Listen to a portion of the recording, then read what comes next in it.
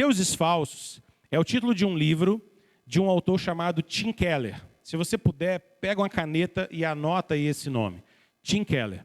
Tim Keller é um pastor presbiteriano norte-americano que faleceu em maio desse ano e é um dos grandes pastores da nossa geração. Me influenciou particularmente muito em praticamente todo o meu ministério até hoje e é uma grande bênção para nós. O Tim Keller já apareceu aqui em estudos e reflexões nossas várias vezes, em sermões, em palestras, e hoje a gente quer começar então uma reflexão a partir desse livro, que eu considero um dos livros mais preciosos dele, e um livro que todo mundo aqui poderia e talvez deveria ler. Eu queria muito te encorajar.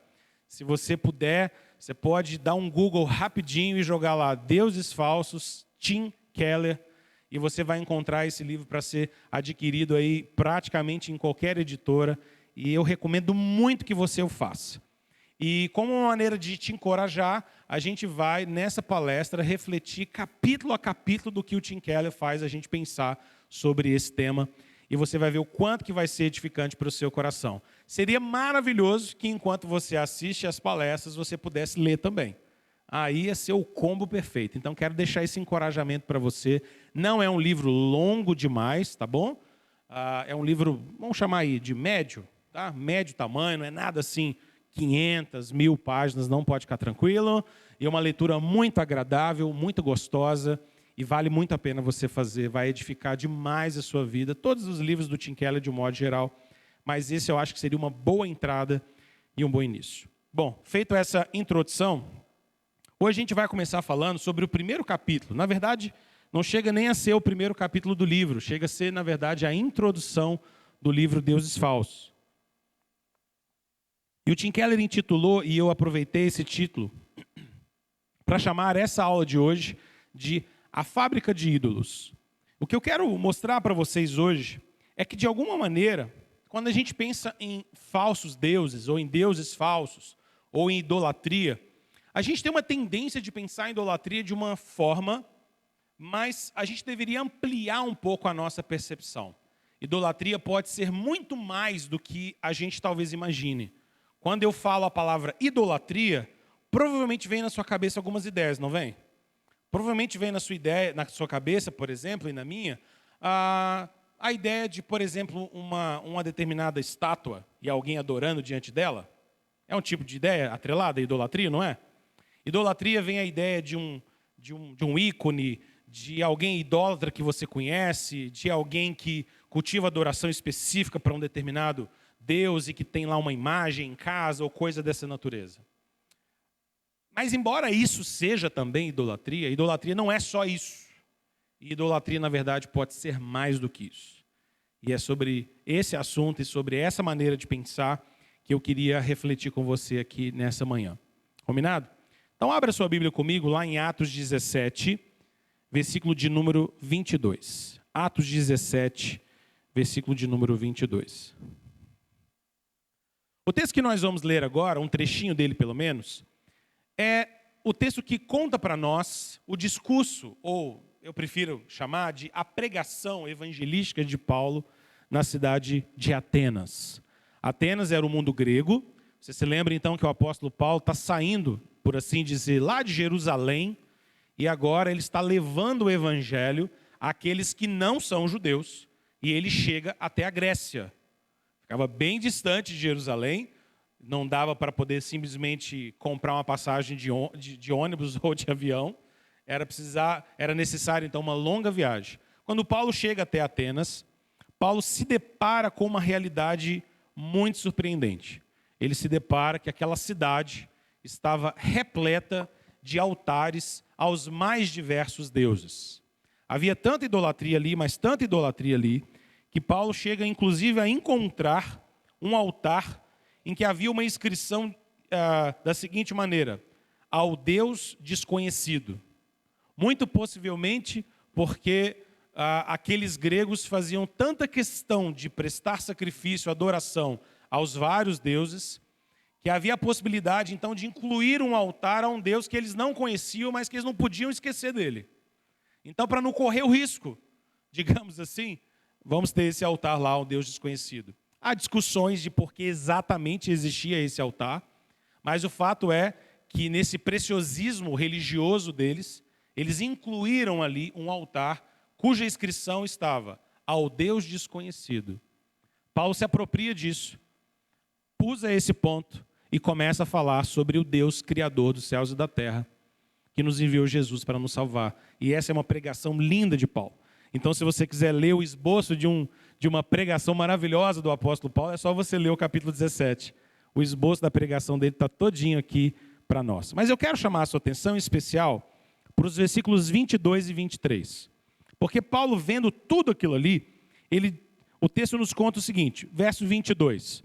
Então Paulo, levantando-se no meio do aerópago, do lugar onde ele estava ali, disse: Senhores atenienses, em tudo vos vejo acentuadamente religiosos, porque passando e observando os objetos de vosso culto, encontrei também um altar no qual está escrito: ao Deus desconhecido. Pois esse que adorais sem conhecer é precisamente aquele que eu vos anuncio. Olha que interessante. Eu estou lendo esse texto não para a gente se debruçar longamente sobre ele, mas para que você perceba que culturas antigas e até hoje, é muito comum você encontrar idolatria. É muito comum você encontrar adoração a vários deuses. Agora é curioso porque o mundo em que o apóstolo Paulo estava pregando ali em Atos 17 não é muito diferente do nosso mundo hoje. O mundo que ele encontrou não é, digamos assim, totalmente distinto do mundo que nós temos hoje. Talvez hoje a gente possa pensar que a nossa cultura não é majoritariamente ou maciçamente dominada por esse tipo de adoração, de lugares, de altares, embora haja muito. Mas nós também não podemos nos esquecer do fato de que a nossa cultura ainda hoje é muito marcada e cravejada de idolatria por todos os lados. Na verdade, como diz Tim Keller, cada cultura é dominada, no final das contas, pelo seu conjunto de ídolos. Mas eu queria te fazer pensar um pouco que, na verdade, nem sempre a idolatria de uma determinada cultura vai se manifestar com um determinado local cheio de altares para alguns deuses, cheios de estátuas para o Deus disso, o Deus daquilo outro. Não, nem sempre. Veja, por exemplo, o que o Tim Keller diz para nós na abertura do seu livro, está aí no seu material. Ele diz assim: cada uma delas, se referindo às culturas, tem os seus templos. E agora ele começa a mexer um pouco com a nossa compreensão. Ele diz: sejam eles os deuses ou templos, torres empresariais, spas, academias, estúdios ou estádios, onde sacrifícios têm de ser feitos para que as bênçãos da boa vida sejam obtidas e os desastres sejam evitados. O que o Tim Keller está fazendo a gente pensar aqui? Que em nossa cultura, embora talvez de maneira ligeiramente distinta, nós vamos encontrar idolatria em curso com o mesmo poder e com a mesma influência. É porque talvez a gente não consiga perceber que a idolatria tem outras formas. Nem sempre a idolatria será simplesmente alguém se ajoelhar diante de uma estátua. Talvez eu vá encontrar idolatria em ambientes menos, talvez, com cara de idolatria. Como, por exemplo, numa academia de ginástica, num shopping center, não é? Numa torre empresarial de grandes empresários e homens e mulheres bem-sucedidos financeiramente, em estúdios de beleza, em estádios de esportes, como estádios de futebol. É como se a gente pudesse pensar que a idolatria é muito mais amplo do que a gente imagina.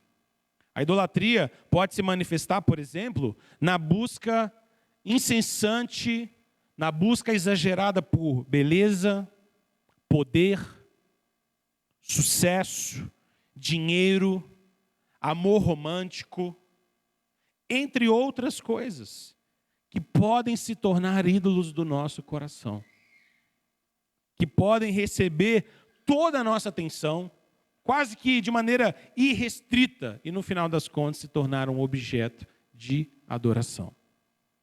A verdade que o Tim Keller vai fazer com a gente, a partir desse livro, E o que a gente vai fazer aqui nessas aulas é perceber que idolatria, na verdade, pode ser muito mais amplo do que simplesmente alguém ter uma determinada imagem em cima de um aparador, acender uma vela, se ajoelhar diante dela, ou oferecer algum sacrifício.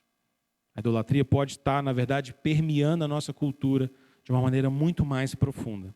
Mas para a gente entender isso, eu queria, antes de tudo, que você entendesse como é que o nosso coração é, na verdade, um fabricador de ídolos. Reflita comigo um pouquinho, então, sobre o nosso próximo tópico. Em teologia, é costumeiro a gente usar essa expressão, que é uma expressão que vem desde Calvino, de pensar no coração humano como uma espécie de fabriquetazinha de ídolos. O nosso coração, por assim dizer, tem um potencial de produzir idolatria. E deixe-me explicar isso um pouco para você. Deus nos criou como seres de adoração.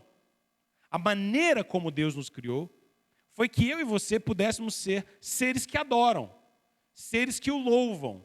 Ele nos criou para si mesmo e o nosso coração encontra significado, plenitude, resposta quando se deleita em Deus. Esse é o plano de Deus. Foi assim que Deus fez os nossos pais, Adão e Eva, e os colocou no jardim, para que Adão e Eva pudessem ter comunhão com Ele, se satisfazer plenamente nele, encontrar alegria nele e adorá-lo. De tal maneira que nós deveríamos nos ver não tanto como homo sapiens, os homos que pensam, os seres que pensam, mas sobretudo como seres de adoração, ou como certo autor já propõe, como um homo litúrgico. Ao invés de ser um homo sapiens, nós somos homo litúrgicos, seres de liturgia, seres de adoração. O que eu estou querendo dizer com isso? Querendo dizer que o nosso coração, em última instância, é sempre um coração que adora. Nós estamos buscando, porque Deus nos fez para adoração. O problema é que se Deus não for o foco da nossa adoração, certamente outra coisa será.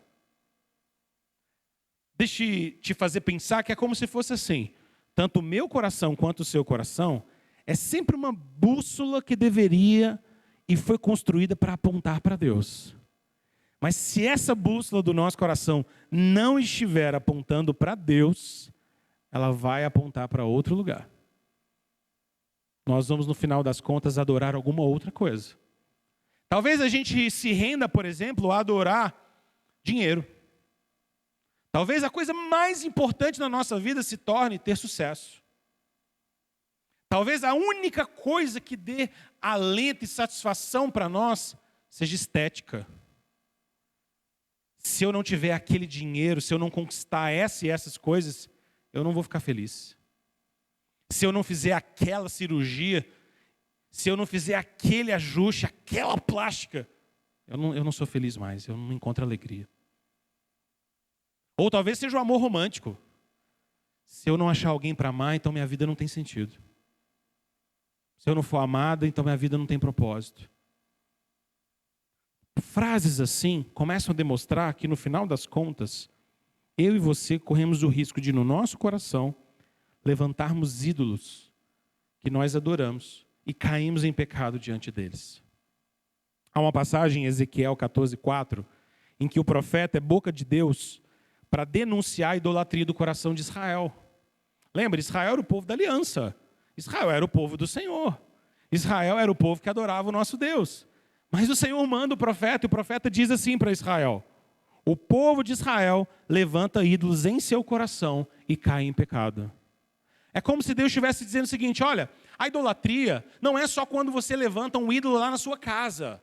A idolatria não é só quando você compra uma imagem e coloca em cima de um aparador. A idolatria não é só quando você levanta um ídolo fora de você e coloca lá. Não, a idolatria é também quando você levanta ídolos dentro do seu coração. Coisas que se tornam tão profundamente importantes e significativas para nós, que a nossa vida só ganha sentido, a gente só ganha uma certa paz, uma certa alegria, se eu tiver isso, se eu possuir isso, se isso for meu.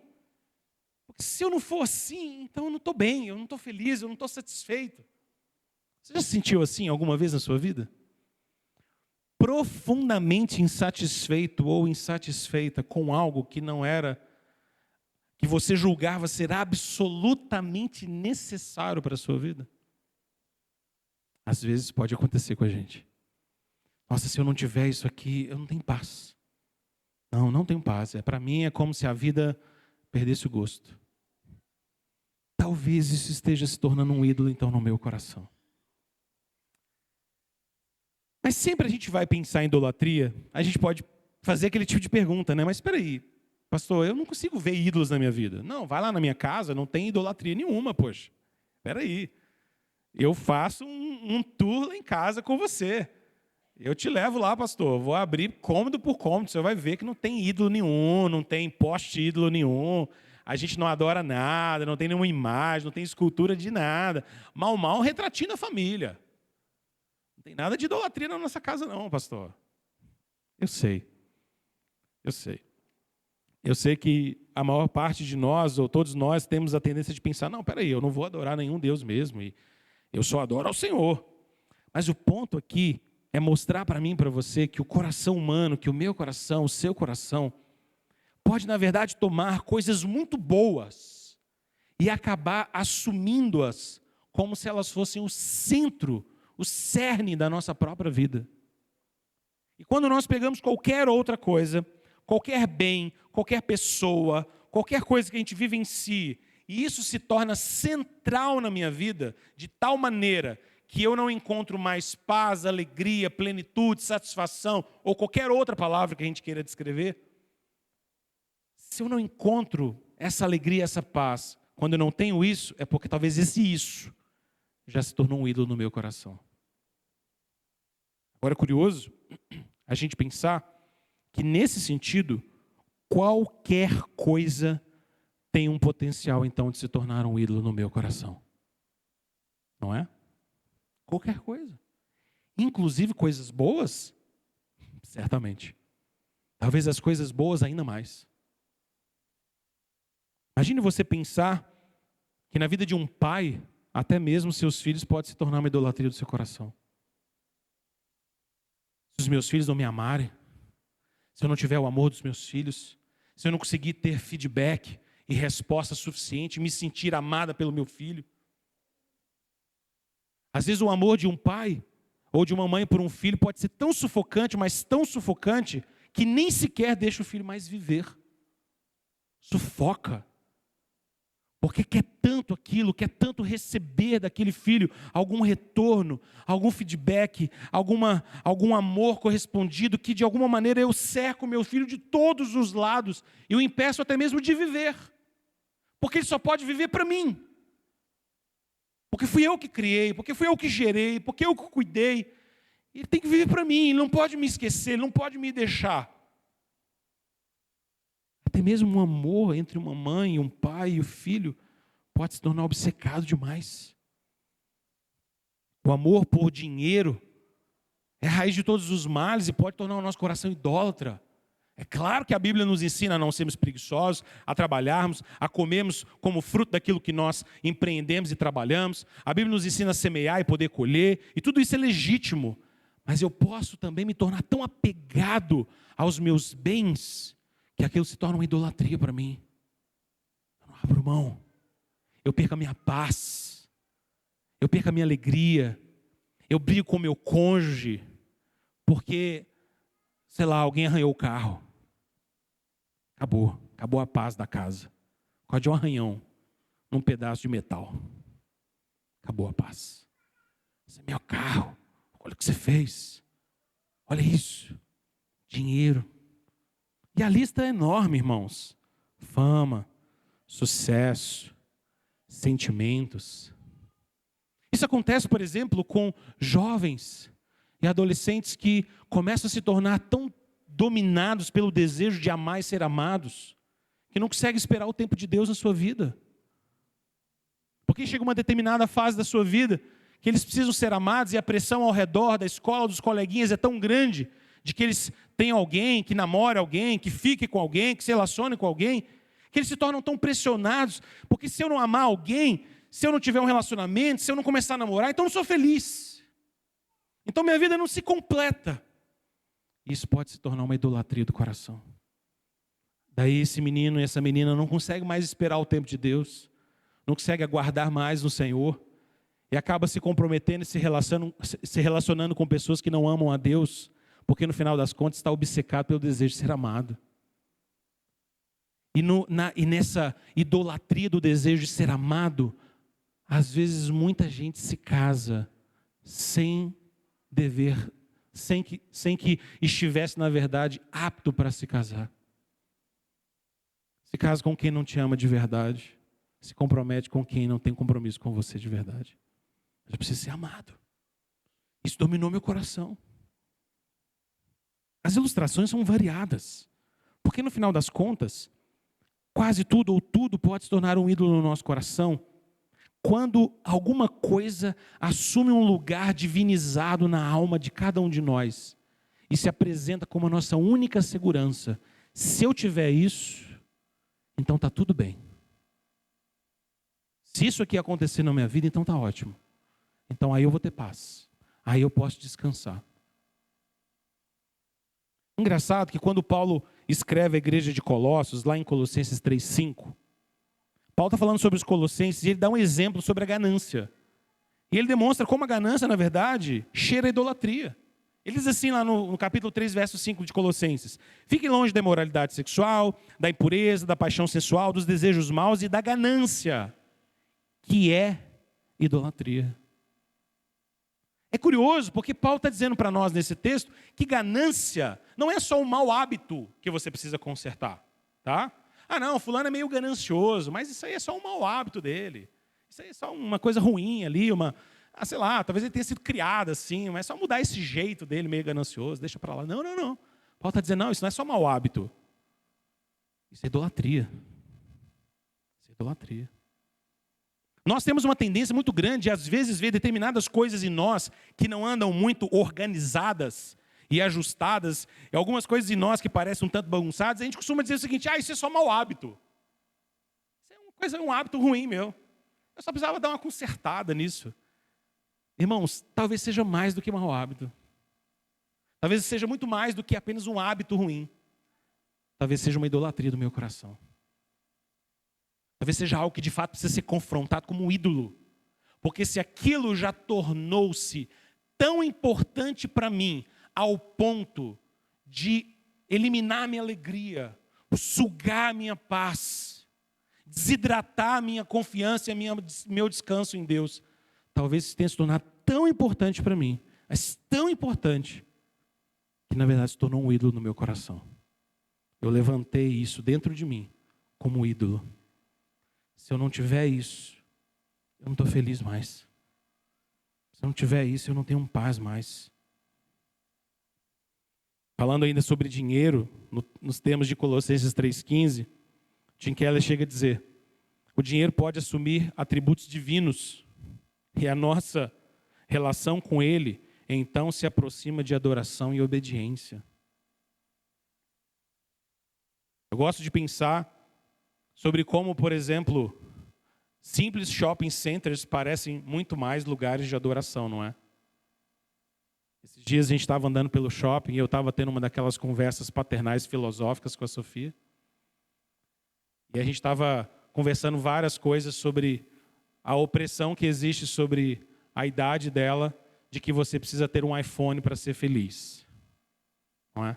Não basta nem ter um celular, tem que ser especificamente o iPhone. E aí eu fui passando pelas lojas e dizendo para ela: olha que curioso, a gente não está aqui no aerópago grego onde Paulo estava. A gente não está exatamente num panteão de deuses grego. Mas esse shopping lembra muito o fato de que a cada loja que a gente passa está sendo proposto por um marketing muito bem bolado, de que a nossa vida só se satisfaz se a gente tiver o que está sendo vendido ali. Só. Então você tem uma loja de maquiagem no shopping. E aí sua vida ganha sentido quando você tem a melhor maquiagem e está bem maquiado. Aí você tem uma loja de roupa, que te diz que aquela roupa é maravilhosa. Aí você tem aquela gôndolazinha no meio sobre 1, 2, 3 milhas. E as viagens extraordinárias que você vai fazer. Porque quando você começar a viajar o mundo todinho, aí você vai ver o que é a boa vida. Não é? E cada loja como se fossem altares, estão propondo para mim e para você: é isso que você precisa. Irmãos, minha aula não é contra shopping não, tá bom? Você pode ir lá, não é isso. Eu estava lá, dizendo isso para ela. Eu só estava dizendo: filha, toma cuidado, porque cada loja dessa está dizendo para nós que na verdade agora não é o iPhone, agora é isso aqui, ó. E a outra loja vai dizer: não, não é aquilo lá não, é isso aqui. É isso aqui, é isso aqui, é isso aqui. E de alguma maneira a nossa cultura está tão absorvida por uma mentalidade consumista que a gente começou a tratar bens de consumo como coisas que de fato a gente precisa. E é curioso como o marketing contemporâneo descobriu bem isso, não é?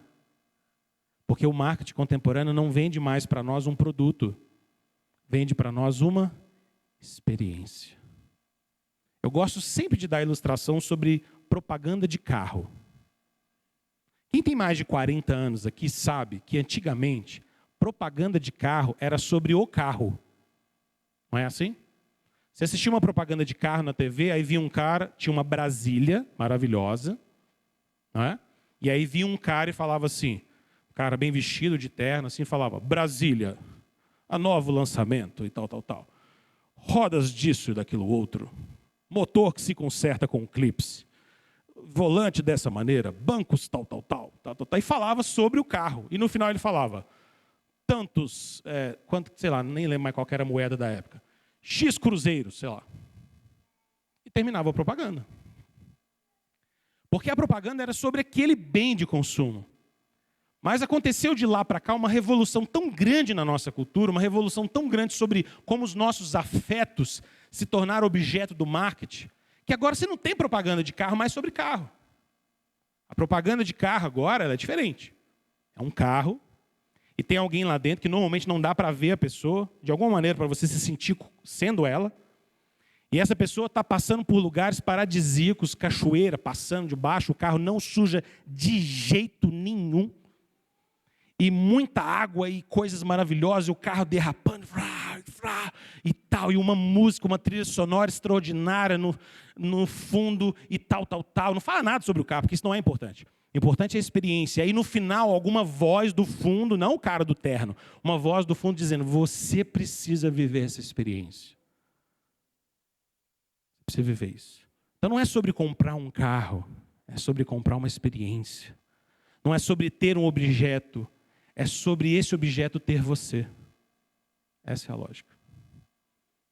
E aqui eu estou citando só o caso de propaganda de carro. Praticamente todas as outras propagandas são assim. Praticamente tudo na nossa cultura hoje é assim. Porque no final das contas, de alguma maneira o marketing contemporâneo descobriu isso. Nós somos seres que adoram. E como eu posso vender objetos para seres que adoram? Apresentando para eles coisas adoráveis. Coisas que enchem os olhos. Não tem nenhuma propaganda mais sobre viagens que você vai fazer que simplesmente apareça alguém e fale: Porto Seguro, a passagem custa X, o local custa tanto. Não. É sempre uma família maravilhosa, curtindo a água num lugar de Porto Seguro que você nunca vai encontrar esse lugar. Você pode tentar, mas você não vai achar. Não está lá. É um outro Porto Seguro, para além de Nárnia. Entendeu? Você entra na boca de um peixe e vai parar nesse lugar. Não sei como é que é. Ele não está lá, mas na propaganda ele está. E as pessoas lindas passeando, todo mundo é lindo. Todo mundo com alegria plena. Aí quando você vai, a estrada tem buraco. E ninguém te falou isso na propaganda. Né? Os meninos passam mal. E ninguém falou isso na propaganda. Não tem nenhum menino passando mal na propaganda. Todos plenos. Filhos lindos. Que nunca passam mal. Extraordinário. Porque não está te vendendo uma viagem mais. Está te vendendo uma experiência. Para que lá no fundo a gente possa dizer assim: cara, tudo que eu preciso esse ano, a única coisa que eu precisava para esse ano acabar era de uma viagem. A gente fala umas coisas assim, não fala? Ai, estou tão cansado, a coisa que eu mais precisava agora era viajar e descansar. Não é? A gente não fala. Mas o que é um ídolo, então? O que pode ser um ídolo? Tim Keller ajuda a gente a pensar sobre isso. Pensar sobre o que é um ídolo. Ele diz, olha que curioso o que ele diz. Quanto maior o bem, maior a tendência de esperarmos que ele satisfaça nossas necessidades e esperanças mais profundas. Quanto maior é o bem que nós temos, maior a expectativa de que aquele bem, agora sim, finalmente, agora que eu tenho isso, agora que eu concluí isso, agora que eu tenho esse ministério, agora que eu consegui esse dinheiro, agora que eu tenho essa viagem, agora que eu consegui essa porta de emprego, agora eu vou me sentir satisfeito, agora eu vou ser feliz. É como se o tempo inteiro todos nós estivéssemos à busca da felicidade, nas coisas que não são capazes de nos fazer felizes. O tempo inteiro. Por isso mesmo, a gente pode definir junto com Tim Keller um ídolo da seguinte maneira, e essa é uma parte importante das anotações que eu trouxe para você.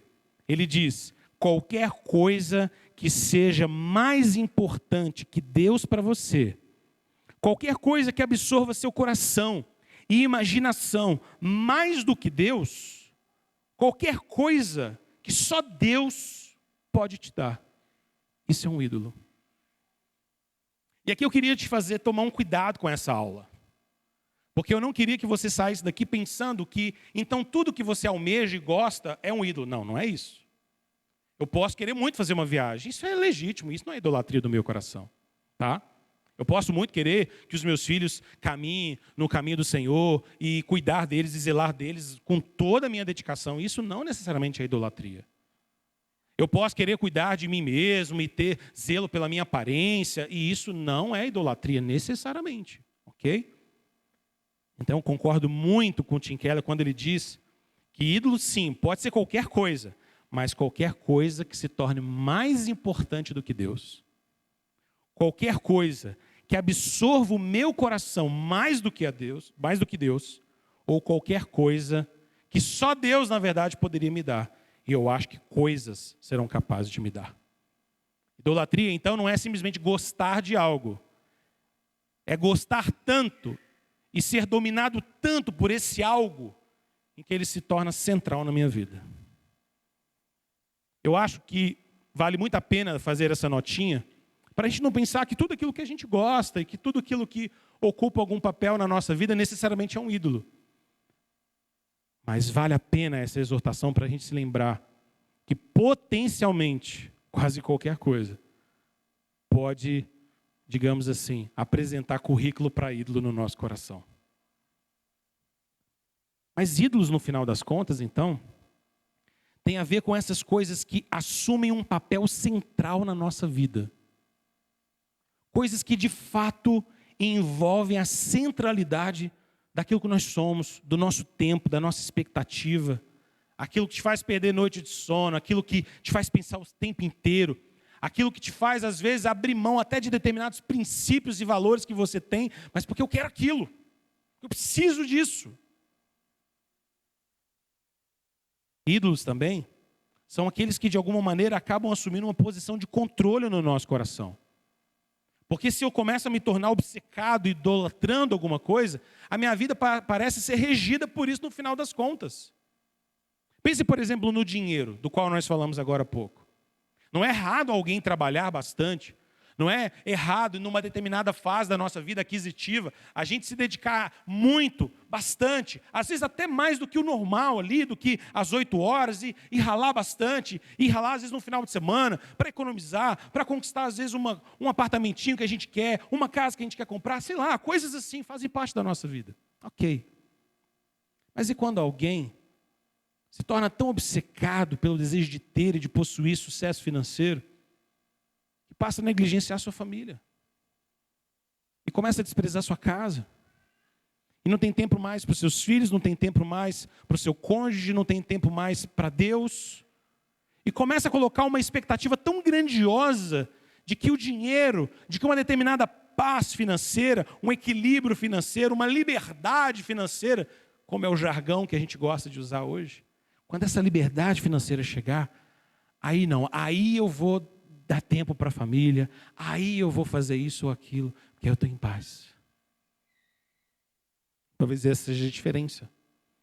Ídolos exigem, no final das contas, toda a nossa atenção, ou a nossa atenção total. E ídolos, como eu disse, podem ser sucesso, carreira, status social, dinheiro, beleza física, ministério, etc. Quase tudo. Como é que nós nos relacionamos com os ídolos e como é que a gente pode fugir deles? Eu quero terminar essa aula falando para você que a maneira como nós nos relacionamos com os ídolos normalmente envolve amor, confiança e obediência. Ídolos normalmente vão se relacionar conosco dessa maneira. Ídolos têm a ver com algo que eu amo e amo tanto que toma conta do meu coração. Ídolos têm a ver com alguma coisa em que eu deposito toda a minha confiança de pensar, se eu tiver isso, então está tudo certo. E ídolos exigem de mim, no final das contas, obediência. Porque aquilo que eu idolatro vai, por fim, dominar o meu coração. Preste atenção nessa próxima frase do Tim Keller que eu anotei no seu estudo. Talvez essa seja das frases que mais me impactam nessa reflexão, pelo menos pessoalmente. Tim Keller diz o seguinte: tudo que nos controla é nosso Senhor. Tudo que nos controla é nosso Senhor. A pessoa que busca poder é controlada pelo poder. A pessoa que busca aceitação é controlada pela pessoa que quer agradar. Não controlamos a nós mesmos. Nós somos, no final das contas, controlados pelo Senhor da nossa vida. Então, se eu sou alguém que idolatro a maneira como as pessoas me veem, então as pessoas e a maneira como elas me veem se torna Senhor da minha vida. Se eu idolatro o dinheiro é meu Senhor.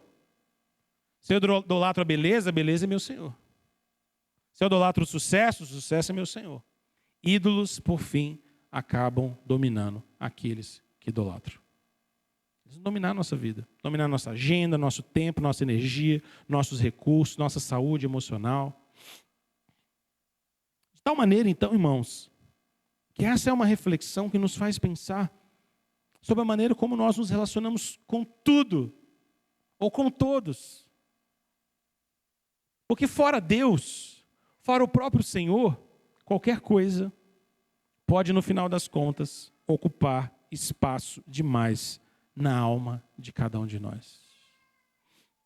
Abra sua Bíblia comigo para a gente caminhar para o final, lá em Lucas 4, versículos 5 a 8.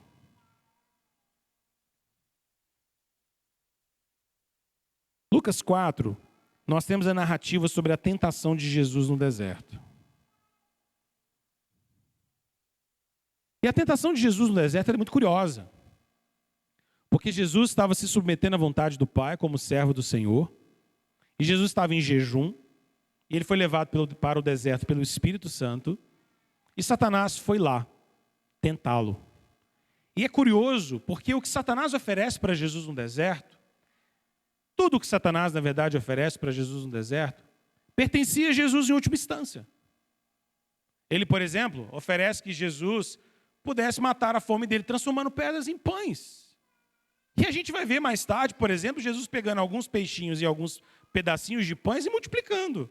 Não era difícil para Jesus transformar uma coisa na outra. A gente vê numa festa, por exemplo, que estava para acabar por falta de vinho, Jesus pegando um bocado de água e transformando em vinho. Transformar pedras em pães não era nada muito difícil. Mas Satanás queria que Jesus fizesse isso por qual via? A via de fugir da vontade de Deus. E trazer para si alguma coisa que pudesse resolver. Para que você vai ficar sofrendo? Usa seu poder para proveito próprio. Transforma essas pedras em pães e está tudo bem. Ou quando, por exemplo, Satanás leva Jesus para o pináculo do templo e tem uma conversa sobre anjos que deveriam assisti-lo. E ele diz, por que você não pula daqui? Aí os anjos vão vir e vão te resgatar. E de fato viriam mesmo. Porque Jesus criou todos os anjos e todos os anjos pertencem a ele. E o louvam e o adoram para sempre. Mas Satanás queria que Jesus fizesse isso, colocando Deus em prova. Testando Deus. Ou quando então Satanás leva Jesus para um lugar alto e diz, olha os reinos desse mundo. Se você se adorar, se você prostrado me adorar, eu vou te dar isso tudo. Espera aí. Jesus já tinha todos os reinos como promessa. Lembra do Salmo 2? Pede-me, te darei as nações por herança. Essa conversa é sobre o Pai com Jesus. Todas as nações pertencem a Ele mesmo. Mas Ele receberia poder sobre todas elas pela vida da obediência. e Satanás queria que Jesus desse uma voltinha. Então, quando a gente olha para os versículos 5 a 8, você vê, e eu queria destacar esse trechinho. Versículo 5 do capítulo 4 diz assim: elevando, mostrou-lhe no momento todos os reinos do mundo. Disse-lhe o diabo: dar-te-ei toda essa autoridade e glória desses reinos, porque ela me foi entregue e a dou a quem eu quiser. Portanto, se prostrado me adorares, toda será tua. Mas Jesus lhe respondeu: está escrito, ao Senhor teu Deus adorarás, e só a Ele darás culto. O que eu quero chamar a sua atenção é para a resposta de Jesus aqui. A gente poderia gastar bastante tempo nesse texto, mas eu quero só chamar a atenção para isso. Porque a única maneira de nós nos libertarmos da idolatria do coração é que eu e você nos voltemos frequentemente para o verdadeiro Deus. É eu e você voltarmos o tempo inteiro para Deus. Todas as vezes que nós percebemos o nosso coração, que deveria apontar só para Deus, que deveria ter Deus como sua referência, quando a gente perceber o nosso coração se desviando um pouquinho, é a hora da gente parar, pregar o evangelho de novo para nós mesmos, para o nosso coração voltar na direção certa. De tal maneira, irmãos, que eu e você também precisamos continuar a discernir com sabedoria os ídolos do nosso coração. Olhar para dentro de nós mesmos e então reconhecer essas idolatrias ou esses pequenos ídolos e confrontá-los com a verdade libertadora do Evangelho. Eu não queria que você ouvisse nem essa aula, nem as próximas, pensando, é verdade, né? Essa palavra é uma boa palavra para aquelas pessoas que idolatram. Não. Queria muito te encorajar a pensar, Deus, essa é uma boa palavra para mim. Porque embora eu ame o Senhor, e te adore, e te louve, e vivo para o teu nome, e reconheço o Senhor como dono da minha vida, Senhor do meu viver, às vezes esse coração enganoso aqui dentro de mim pode começar, a se balançar. Lembra do que eu disse sobre o coração ser uma bússola? Nosso coração precisa apontar para o norte, e o norte é o Senhor. E às vezes, pelas várias lutas e desafios do dia a dia, pela vida, pelo trabalho na igreja, pelos desafios em casa, pela nossa rotina, a bússola do nosso coração pode, de alguma maneira, se descalibrar. E é por isso que eu e você precisamos pregar o evangelho para toda criatura, incluindo essa criaturinha aqui, chamada nós. A gente precisa pregar o evangelho para nós mesmos todos os dias, para que a bússola do nosso coração seja recalibrada. Teve um tempo na minha vida que eu gostava muito de andar de bicicleta. Estou meio aposentado. E eu me lembro de um colega que entendia muito de bicicleta. Ele falava assim, às vezes a bicicleta não precisa de uma revisão completa. Às vezes ela precisa de ajuste fino. Eu falava, o que é isso? Ajuste fino às vezes é um detalhe. É pegar uma chavinha e apertar aqui, aperta aqui, aperta aqui. Não é desmontar tudo. Não. De vez em quando ela precisa disso. De uma mega revisão. Mas às vezes só ajuste fino. Talvez o que eu e você mais podemos aprender e receber disso é, todos os dias a gente precisa de ajuste fino no nosso coração. Para que essa bússola que tem que apontar para Deus, continue sempre apontando para Deus. E quando a gente perceber qualquer cheirinho de alguma coisa idolátrica no meu coração, assim, opa, Senhor, trata isso em mim. Molda isso no meu coração. Quando eu me perceber dizendo, se eu não tiver isso, eu não estou satisfeito.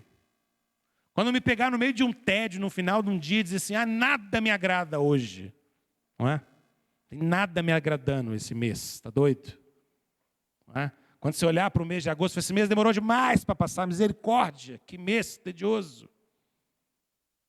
Quando a gente não encontrar alegria em mais nada, se pergunte, por que eu estou assim? Por que eu estou assim? Por que eu perdi minha alegria? Por que minha satisfação está fugindo por entre meus dedos? Por quê? Quando nós adoramos ao verdadeiro Senhor e Deus, o nosso coração é liberto das paixões, dos enganos e das armadilhas do pecado. nós deixamos os ídolos e passamos a adorar ao Senhor. A partir da semana que vem, a gente vai começar a falar sobre cada um desses ídolos, um por um. Pelo menos desses principais. E o que a gente vai basicamente fazer é demonstrar como a palavra de Deus tem uma resposta perfeita para cada um desses ídolos, para destruí-los por completo. Então eu queria muito te encorajar a participar dessa jornada conosco, domingo após domingo, e a gente identificar esses ídolos, dar nome para eles e mostrar como a palavra de Deus nos ensina a fugir deles. E com isso você e eu vamos perceber o quanto ídolos são sutis, quanto eles moram nos detalhes, nas entrelinhas, e como eu e você precisamos continuar recalibrando a bússola do nosso coração para voltar-se para Deus a cada dia. Amém? Domingo que vem, se Deus quiser, a gente continua.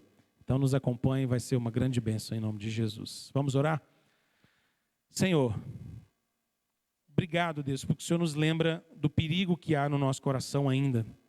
Mesmo que todos nós aqui possamos professar fé em Jesus, crer no Senhor, temos o Espírito, o Senhor habita em nós, mas ainda assim, Senhor, nós vamos lamentar em reconhecer que o pecado que permanece em nós em alguma medida, continua a insistir em produzir ídolos dentro de nós. Livra-nos deles, Senhor. Dá-nos capacidade de identificar pequenas idolatrias do nosso coração e confrontá-las com o evangelho libertador do Senhor Jesus. Deus, não nos deixe nos apegarmos a coisas de tal maneira que elas se tornem tão importantes, mas tão importantes para nós, que se tornem mais centrais e importantes do que o Senhor. Livra-nos disso, Senhor. Para que os nossos amores e aquilo que nós amamos estejam em equilíbrio, cada coisa no seu devido lugar. O Senhor no lugar de honra, infinitamente elevado no nosso coração, e todas as outras coisas abaixo disso. Não nos deixe, ó Deus, valorizar coisas mais do que pessoas. Não nos deixe, ó Deus, valorizar sentimentos mais do que pessoas. Não nos deixe, ó Deus, valorizar nada disso mais do que o Senhor. Ordena o nosso coração, Senhor. Como se o nosso coração fosse um quarto um pouquinho bagunçado. Que o Senhor possa entrar nele, ó Deus, e arrumar cada coisa no seu devido lugar. Que o Senhor seja o centro sempre da nossa vida, da nossa adoração, em nome de Jesus. Amém. Amém. Querido, Deus abençoe você nessa manhã. Se você ainda não fez sua inscrição para o dia 7, lembrete de novo, vá ali atrás. Keila já está lá, junto com Alexandre, Carol. Vá lá e faça a sua inscrição. Se você está nos visitando, nós temos uma lembrança para te dar agora de manhã. Deus te abençoe, um ótimo almoço. E hoje estaremos juntos celebrando a ceia do Senhor mais tarde, em nome de Jesus.